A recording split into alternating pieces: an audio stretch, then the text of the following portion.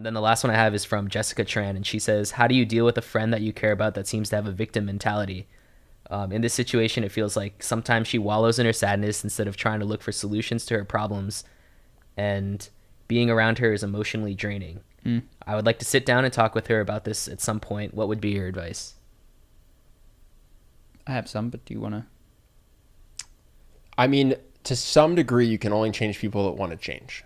Of course. So does she want to get out of her victim mentality, or is this something she uses for connection? And, is this a problem that she doesn't identify?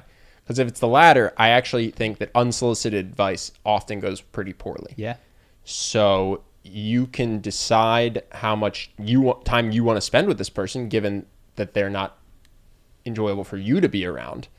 But I don't know. I would go in with questions. I guess let's say that. I would go in with, I would ask them, I'd get a really good sense for where they were at in terms of, do they feel like they're being a victim? Do they feel actually victimized? Do they want to get out of their funk? Are they enjoying wallowing on subconscious level? Do they have the same assessment of the situation that you do? Yeah. Which is that they are wallowing. Yeah. Maybe they don't even think so.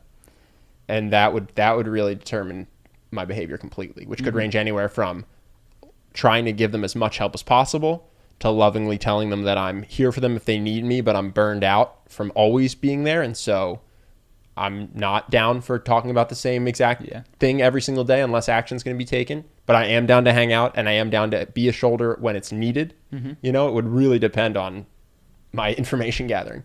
I was going to say, two-part conversation, which is very similar to what you said. The first part is non-judgmental, non-persuasive understanding. And perhaps prior to this, I should say, you need to create a space for this, which is say, hey, we've talked about this, there's something I've been wanting to talk to you about, like, is now a good time? I feel like it could be a longer conversation. You open it up and you set a special, this conversation should feel different than regular conversations. Like, people should be in a heightened state of awareness when this happens. And have a few seconds to get in that mind space. You don't want to blindside someone. I feel like, and by the way, this is a little heavy. If you don't want to talk about it, we don't have to right now. But like, Sure. We could talk about it when you're done with that project, or like later today or whatever.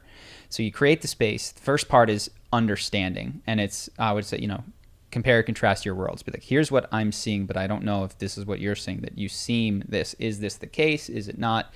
And everything about your tone and your mindset should communicate that you are trying to fact gather, to understand her perspective of what is happening in her life.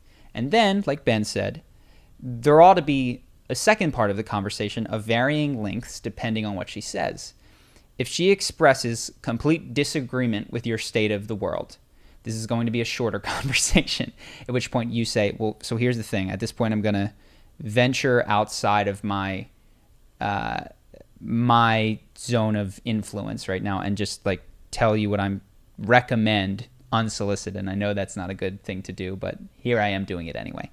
I think it would be better for you if you adjusted these behaviors. And that can be very, very short part of the conversation if she's not receptive in the first piece to any sort of shared understanding of what was happening.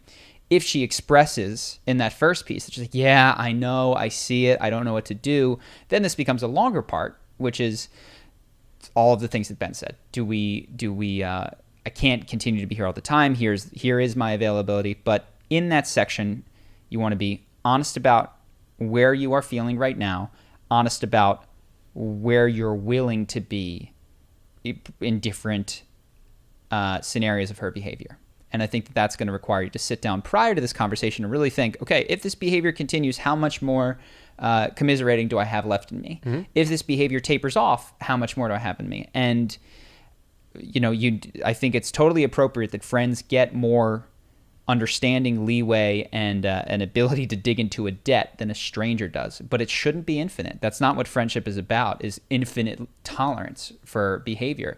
It can mean almost a never-ending receptivity to restarting the friendship, but like, you may need to take a break from one another while this person figures it out, depending on how you feel when you check in on your own internal availability to be the shoulder, the listener, whatever, and then communicate to her in that part of the conversation. Did anyone do it particularly well when you were going through your breakup? Because I know you had a a long period where you were quite upset, right? And so I imagine that you had various friends who were burned out from hearing about the breakup, because at first everyone's there for you and they have advice and they have a shoulder for you, but then after a while I assume different people had different reactions. Can you think of anyone that had a particularly good way of handling this?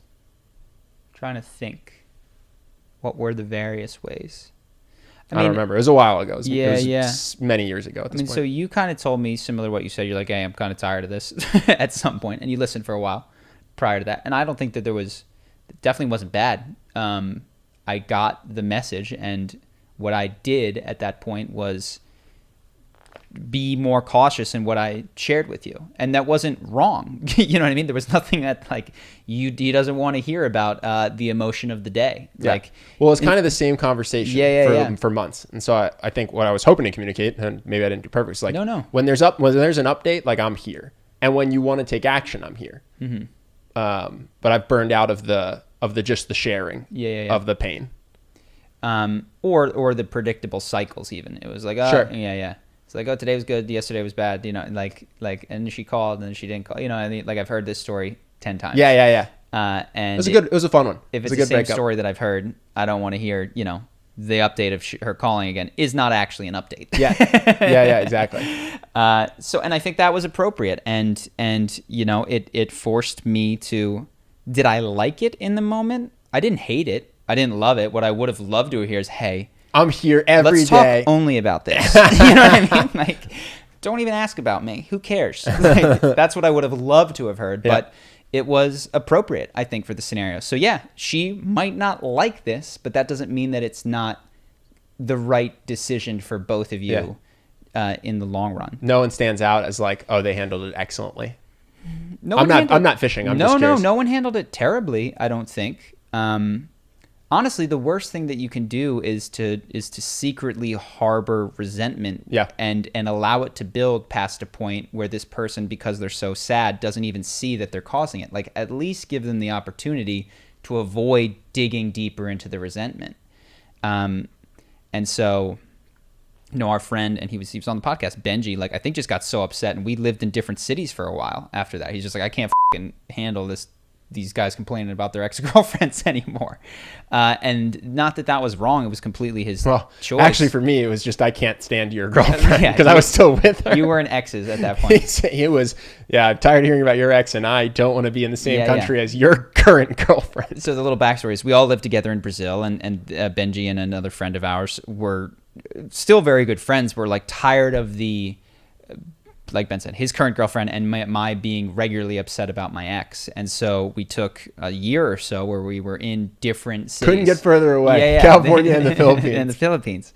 And that we had not done that for a while. Yeah. And I actually think a better solution would have been to have more candid conversations earlier so that I didn't have to, or not that I didn't have to, that I would have had more options when it came to, am I going to alienate us to this degree, you know, or can I lock some of it down, deal with it myself, and maybe that doesn't have to happen for that period of time. Especially what I would say, if you find yourself saying things behind this person's back, I would encourage you to, as lovingly as possible, get them on the same page. Mm-hmm. I think one of the worst things that you can have is a relationship, friendship, or dating where one party has an inaccurate sense of how the other party is feeling about their relationship. Mm-hmm. And you know, obviously don't micromanage that. You know, if you go off by degrees, you don't have to have constant relationship talks because that's exhausting as well.